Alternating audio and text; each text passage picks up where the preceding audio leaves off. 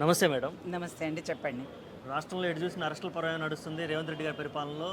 నిన్నగాక మన లగచర్ల రైతుల అరెస్టు, అలాగే అల్లు అర్జున్ గారి అరెస్టు, ఇప్పుడు చూడబోతున్న కేటీఆర్ గారి అరెస్ట్ అంటున్నారు. అసలుకి ఏం నడుస్తుంది మేడం రాష్ట్రం? ఒక విషయం ఇక్కడ మనం గమనించాలండి. ప్రజలు ఏంటంటే ఒక 10 ఏళ్ల పరిపాలనల తర్వాత ఒక మార్పు ఏదో వస్తుందని చెప్పి కాంగ్రెస్ గవర్నమెంట్కు, కాంగ్రెస్ పరిపాలనలో మంచిగా ఉంటామేమో అని చెప్పి వాళ్ళకు ఒక అధికారం ఇచ్చిండ్రు. అయితే ఈ విషయాన్ని వాళ్ళు గమనించుకోవాలి. అరెస్టులతోని మాత్రం వాళ్ళు సాధించేది ఏముండదు. లగచెర్ల రైతులు అంటే రైతుల భగవంతుడిని చూసి ఒక రైతు బంధు, రైతు బీమా పెట్టిన వ్యక్తి, గొప్ప వ్యక్తి కేసీఆర్ గారు. ఆ రైతు బంధు ఇయ్యక, రైతు భరోసా ఇయ్యక, ఇచ్చిన అని అబద్ధపు మాటలు చెప్పుకుంటూ కాలం వెళ్ళబోస్తున్నారు. మా రావణ్ ఏంటంటే 10 ఏళ్ల కాలం ఉద్యమం చేసిండు. ఆ తర్వాత 10 ఏళ్ళు ఇవాళ మినిస్టర్గా సాంకేతిక రంగాన్ని ముందుకు తీసుకుపోయిండు. ఈ ప్రతిపక్ష నాయకుడు కూడా వాళ్లను అనుక్షణం దుయ్యబడుతున్నాడు. అంటే 420 హామీలే కానివ్వండి, 6 గ్యారంటీలే కానివ్వండి, వీటన్నిటి అమలు ఎందుకు చేయట్లేదని అనుక్షణం వాళ్లకు గుండెల్లో నిద్రపోతున్నాడు.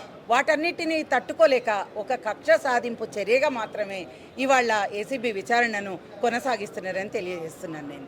కేటీఆర్ గారికి ఉన్నటువంటి ప్రాథమిక హక్కులను కూడా కాలు రాసేటువంటి పరిస్థితి మనకి ఇప్పుడు మనం చూస్తూ ఉన్నాం. అంటే ఏంటి వ్యక్తిగత హక్కులను కూడా కాలు రాసేంత రేవంత్ రెడ్డి గారు నిర్ణయాలు తీసుకొని టార్గెట్ చేయడానికి కారణం ఏమి ఉంటుంది? కారణం ఏమన్నా పర్సనల్ అంటే ఒకటండి, తను అప్పుడు 50 లక్షలతో దొరికినప్పుడు నేను జైల్లో ఉన్నా కదా, అదే జైలుకు వీళ్ళని పంపించి వీళ్ళ బ్రాండ్ ఇమేజ్ ఏదో తగ్గించాలి, రాజకీయ నాయకుడు ఒక జైలు పోయిండు కదా అన్నట్టు నా పరిస్థితి వీళ్ళకి రావాలనుకుంటున్నాడు. కానీ వీళ్ళది విషయం వేరు, మన ముఖ్యమంత్రి గారి విషయం వేరు. ఎందుకంటే రామన్న 10 ఏళ్ళు ఉద్యమం చేసి తెలంగాణ కోసము కొట్లాడిన వ్యక్తి. సాంకేతిక రంగాన్ని ఒక భాష విషయంలో కూడా ఉర్దూ, తెలుగు, ఇంగ్లీషు ప్రతి ఒక్కళ్ళు ఒక రియల్ హీరోగా చూసిండ్రు ఆయనను. నాయకుడు అంటే ఇట్లుండాలి, ఇటువంటి నాయకుడు మాకు ఉండాలి అని ప్రతి రాష్ట్రం అనుకున్నది, ప్రపంచ దేశాలు కూడా అనుకున్నాయి. అటువంటి నాయకుడిని వాళ్ళు ఇబ్బంది పెడితే మేము ఒక గొప్ప పని చేసినామని వాళ్ళు అనుకుంటున్నారు తప్ప దానివల్ల రామన్న ఇమేజ్ తగ్గేదే ఉండదు. ఇంకా పెరిగి మళ్ళీ రేపు ముఖ్యమంత్రి అయ్యి ఇక్కడికి వస్తాడు. ఓకే, రాష్ట్రంలో చాలా సమస్యలు ఉన్నాయి. ఒకవైపు స్టూడెంట్స్ కూడా ఇబ్బంది పడుతున్నారు. వాళ్ళు గొడ్డుకారంతో ఇవాళ రోజున టిఫిన్లు తినేటువంటి పరిస్థితి మనం చూస్తాం.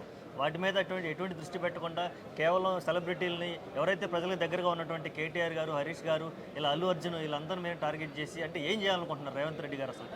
అయితే ఇక్కడ మార్పు అనే ఒక పదంతోని పాపం ప్రజలు మోసపోయినరండి.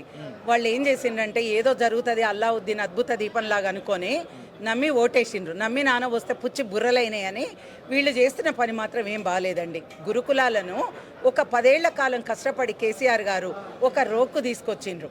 అక్కడ ఇవాళ విషతుల్యమైన ఆహారం తిని ఆ విద్యార్థులు చాలా అవస్థలు పడుతున్నారు. అట్లాంటి వాటి మీద ఇతను ఏం చేయాలంటే ఇక్కడ ఏ మార్పు సమూలంగా తీసుకురావాలన్న విషయం ఆలోచించాలి.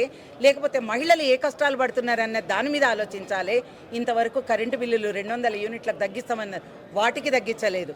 మహిళలకు 2500 ఇస్తా అన్నారు, వాటి మీద మాట్లాడట్లేరు.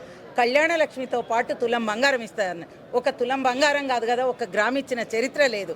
ఇవన్నీ మానుకొని లగచెర్ల రైతులను, రావణను అరెస్టులు చేయించి ఒక శునకానందం పొందుతామంటే మాత్రం ప్రజలు ప్రతి విషయాన్ని గమనిస్తున్నారు.